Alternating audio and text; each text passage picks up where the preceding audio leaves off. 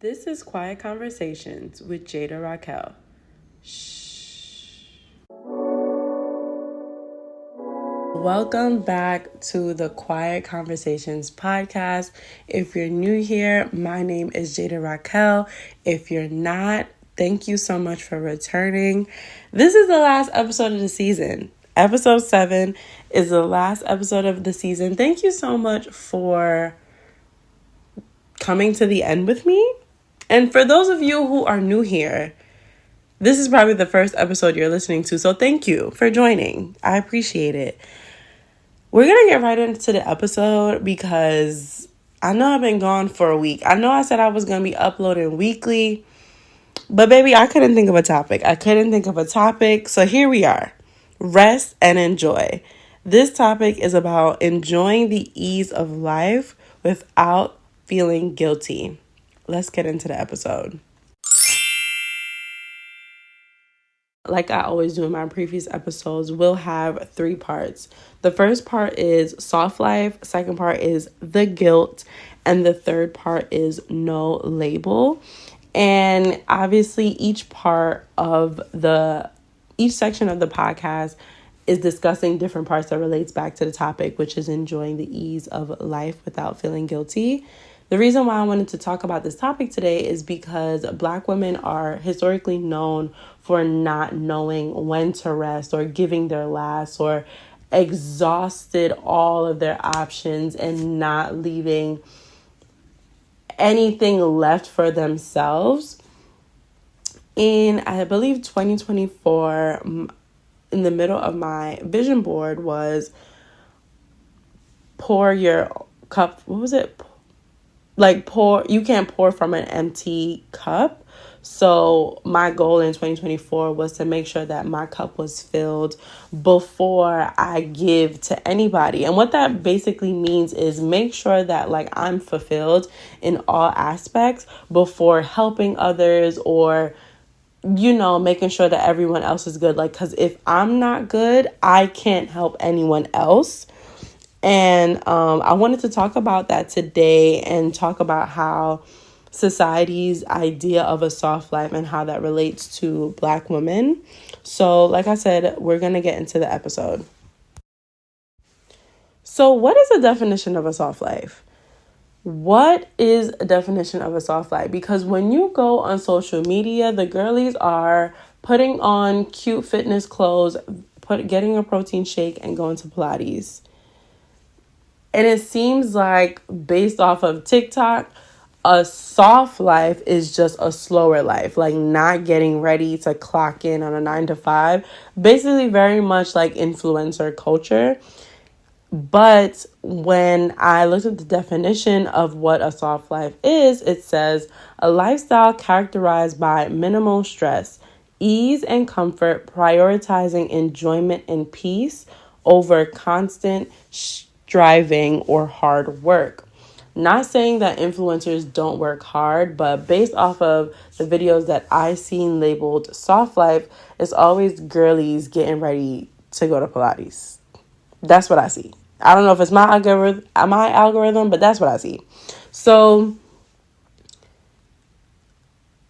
what is that exactly? What is a soft life? In my definition, a soft life is doing what I want on my own time. And I feel like the difference between a soft life and someone being lazy is a soft life is someone that kind of set themselves up to now they don't have to stress about going to work. For example, they set themselves up, they worked hard their entire 20s and now they're in their 30s and they were able to retire early and they don't have to worry about clocking in or the hustle and bustle or hustle culture. They now have a life of ease. Compared to laziness is just somebody that don't have anything going for themselves. They're in the bed all day, they're rotting all day, they don't have no motivation or strive or effort for anything. And I wanted to define what soft life meant for you guys because I wanted to tie into part 2, which is the guilt. And the first topic of this is feeling guilty when resting or not grinding. So some Black women I know, like I'm a part of this, is like when you're resting, it's like, okay, but you're sitting here, you could be doing something. I remember when I was working in retail, they always used to tell me, there's never not something to do. There's always something to do. Find something to do within this store, right? And I feel like even as a kid, like you're kind of programmed to not just sit and relax. Like you need to get up and do something. Like, why are you sleeping in on a Saturday? You should be cleaning. Or why are you not picking up a book and read when you have all these books here? I feel like in Black culture, that is kind of like drilled into us. And because women have like a maternal and nurturing instinct, that kind of like we kind of fall into that way more than like Black men do. Like feeling guilty when resting. So like instead of enjoying or sleeping in and enjoying a Saturday morning because you worked all week, you're waking up at the ass crack of dawn and you're cleaning. For what? Like, for what? Because, like, the mess will be there at 10 o'clock. If you sleeping in makes you feel good or makes you feel rejuvenated, that's something that you can start, incorporating into your routine. If you feel like getting a couple of bits of extra hours sleep is something that you need to do, you can for sure do that. The reason why I wanted to talk about this topic today is because I was thinking to myself, when I was actually trying to figure out what to talk about for this next episode, I was saying to myself, okay, I got the job that I want to do. My life is in a good place. My finances in a good place. Everything, family's good. Boyfriend's good. Friends are good. Everything is in a good place. I'm in a good place mentally, emotionally, physically. And I was like, I feel like I need to be doing something. Like, I feel like either I need to be doing something or something wrong is about to happen. I literally said that. I was like, life is too good right now. Should I be doing something? Should I be doing something so I can prevent something else from happening? Like something bad from happening? And I swear, guys, I even was like, should I go back to school? And like, I don't know what it is about Black women wanting to go back to school. But I was like, girl, sit your ass down. Sit your ass down and enjoy this moment. Enjoy it. Enjoy not having to grind or enjoy the slowness, because I'm training right now for my new job. So like it's really slow right now. So like enjoy that. And I really had to tell myself that. And I've been telling myself that for a couple of weeks now, because I'm like, things in life is going so good. I was a completely different person a year ago. And I prayed for this person that I am today being in a good place in all aspects of my life. And I'm like, okay, I need to be doing something. I need to pick up a habit. I need to pick up a hobby or something so that I can prevent something bad from happening. Because when life is going good, in 2 seconds, something bad is going to happen. And that mindset, I feel, is similar to many Black women that feel like, let me not just sit here and enjoy this. Let me do something and kind of like to prevent something else from happening. Like what is that called? Like what is that about?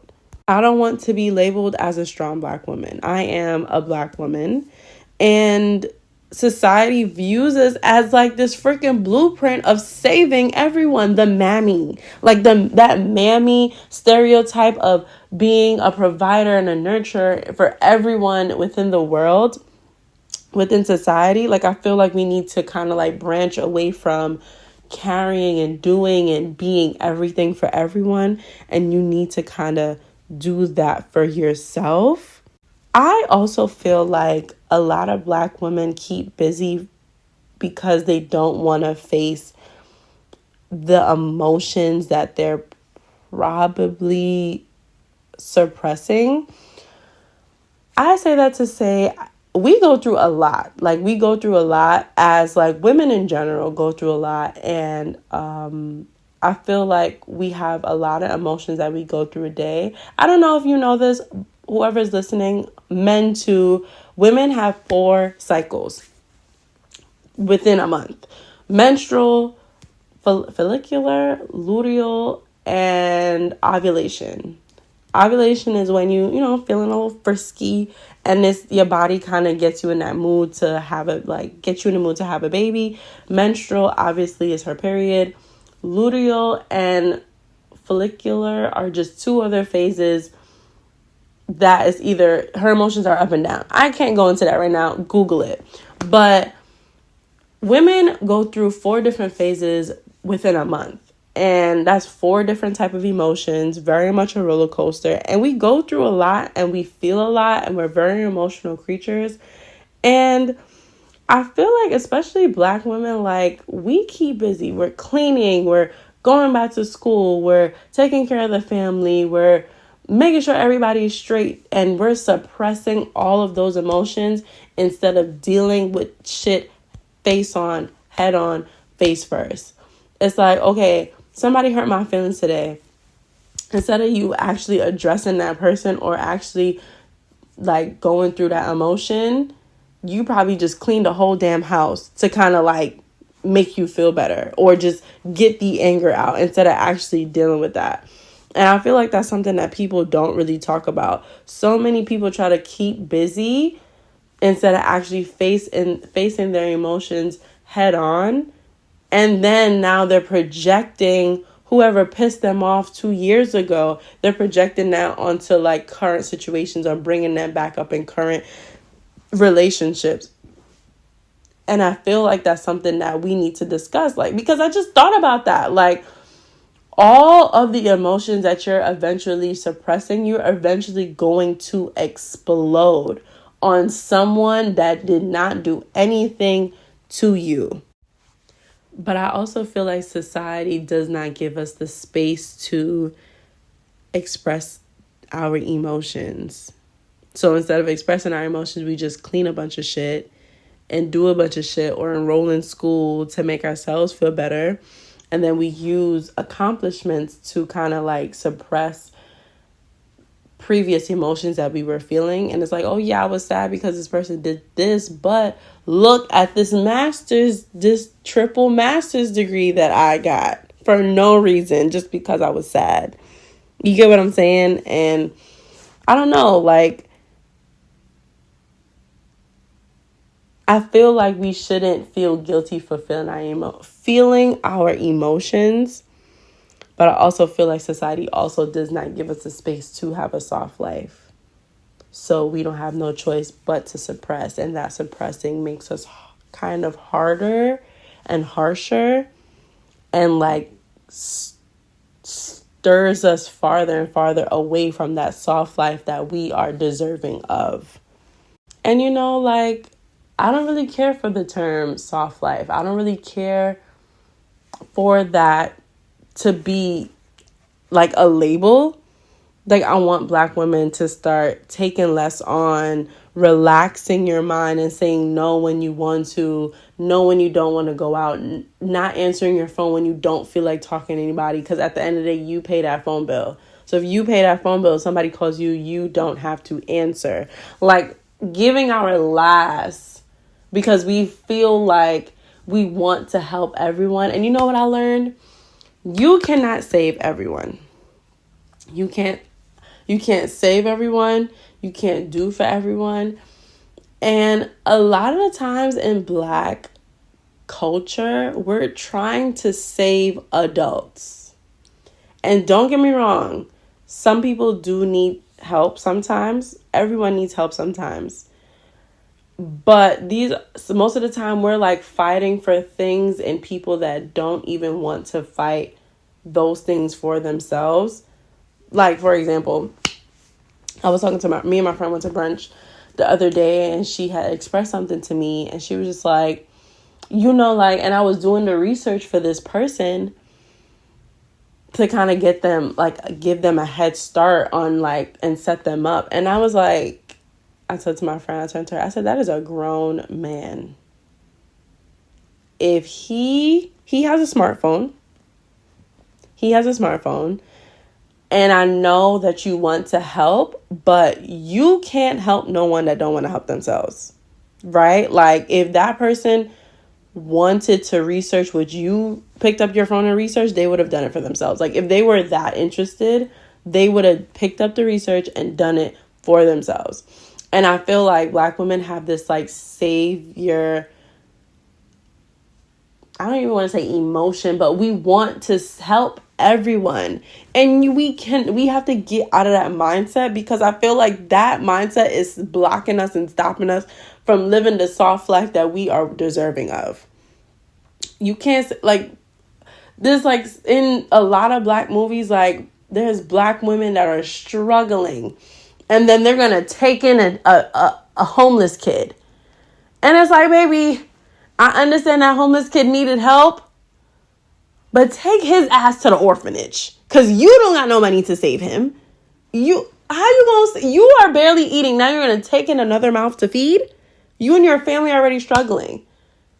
Girl, you're going to give and give and give and give until you in that grave and you can't give no more. Baby, do what you can for the people that you can. But before you do that, do for yourself first, because you can't give from an empty cup. Do you understand what I'm saying? You cannot give for an empty cup. And you giving and giving and giving and giving is stopping you from living the soft life that you deserve. Not saying that you can't help. Not saying that you can't provide a helping hand or lend a helping hand when needs be. But you also need to know that, like I said before, you can't help anyone unless you help yourself first. You cannot pour from an empty cup. You can only give when your cup is overflowing. Do you understand what I'm saying? So when you wake up in the morning, after you pray, first and foremost, hello. Before you make sure, and I don't have kids. So maybe this is selfish. And damn right, because I don't got kids, so I deserve to be selfish in this moment. But before you go and check on the kids, before you check on your husband, and I love that for you, before you check on your boyfriend, pray, and then make sure that you're good. Make sure that you're in a good headspace for the day. Because you can't give and be there for your family or whoever in your life if you're in a bad headspace.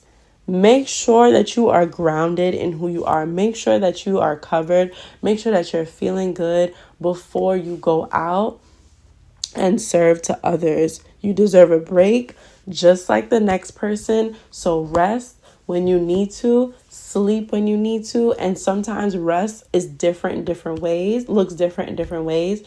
So if resting to you looks like sleep, if you're tired, take a nap. And people that's always like, oh, I'm not a take a nap kind of person. Put the phone down. Okay? Put the phone down. Close your eyes and lay that head on that pillow. I bet you fall asleep in 5 minutes. I bet you. And don't put on a white noise or a brown noise. Baby, I'm knocked out. Like, be intentional. If you're exhausted and you're cleaning up and, you know what I'm saying, doing all of the things, put your phone down. Your mind is racing. Put on some white noise. Put on some brown noise. Close your eyes and put your head on that pillow. I bet you will knock out. Do it. You deserve a break just like the next person. Take a nap if you need to. I'm in New York, so there's $75 massages in the city somewhere. Go get a massage. I bet you fall asleep on that table. I bet you take the best nap of your life while that person is giving you a massage. If you need to call in sick for work and just do it. All of the different ways, rest looks different for different people. And I want you to explore all options. I'm talking to Black men, Black women, Black men, Black women, white men, white women, all colors, purple, yellow, green, orange, and emerald. Like, I'm talking to everyone. Everyone deserves to live this soft life. Whatever the definition of soft life is to you, you deserve to live it. But you cannot live this life always giving to others. So make sure that you're pouring into yourself enjoying the ease of life, and I don't want you to feel guilty doing so, because at the end of the day, like, you're your person, you're your only person, right? You get one of you. So it's like, if you're tired, drained, all of the things, how are you going to pour into others? How are you going to help others? Like, explain that to me. How? Yeah. So this was a quick one. This wasn't my best episode. I don't know how I'm feeling about this one, but y'all let me know how you feel about this episode. Thank you guys so much for listening. Thank you guys so much for coming with me all the way to the end of season 1 of Quiet Conversations podcast. I can't believe this is, like, I can't believe I did this, to be honest. I can't believe people are listening to me yap. I appreciate it, and I appreciate the feedback that everyone's giving me. Season 2, I'm gonna try my best. I know I've been saying all season 1 that I want to do video episodes, but I'm really gonna try my best to make sure that's up and running as soon as possible. I probably want to drop that in July, so please stay tuned for that. Thank you so much, guys, for listening to the Quiet Conversations podcast. My name is Jada Raquel. Please follow on Instagram at Quiet Conversations podcast, and see you next season. Bye.